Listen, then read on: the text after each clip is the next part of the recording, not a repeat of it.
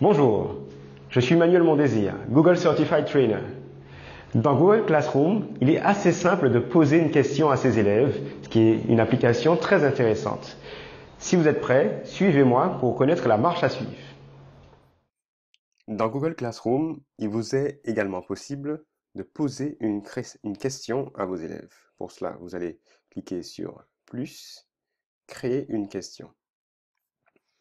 Comme d'habitude, vous avez la possibilité de créer cette question uniquement pour votre classe ou pour toutes les classes pour lesquelles la question serait pertinente. Et vous avez aussi la possibilité de poser la question à l'ensemble de votre classe ou de pouvoir poser la question à quelques-uns des élèves.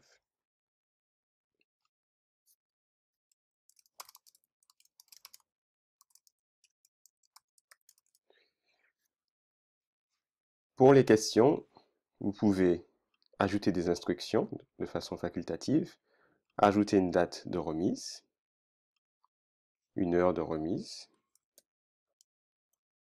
si besoin. Vous pouvez ajouter un thème ou créer un thème. Et vous avez la possibilité soit de créer une réponse courte, c'est-à-dire une réponse ouverte, où les élèves pourront rédiger une réponse, ou une réponse à choix multiples, où les élèves devront choisir parmi les options qui leur sont proposées.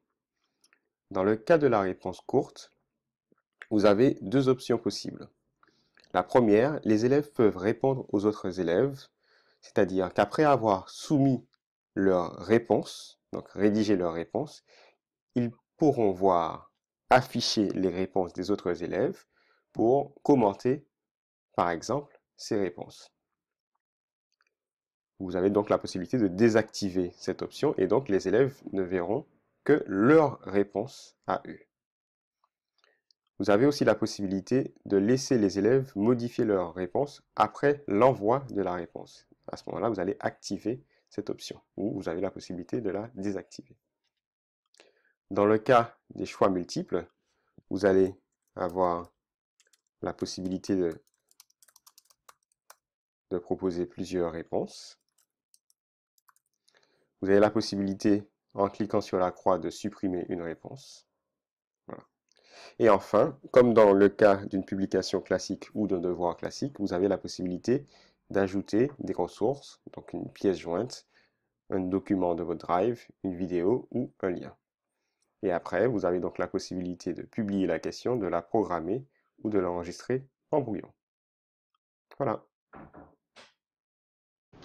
J'espère que cette vidéo vous a plu. N'hésitez pas à laisser des commentaires, laisser des suggestions. Et puis surtout, n'oubliez pas de vous abonner à la chaîne pour ne rater aucune vidéo. À très bientôt. Bye bye.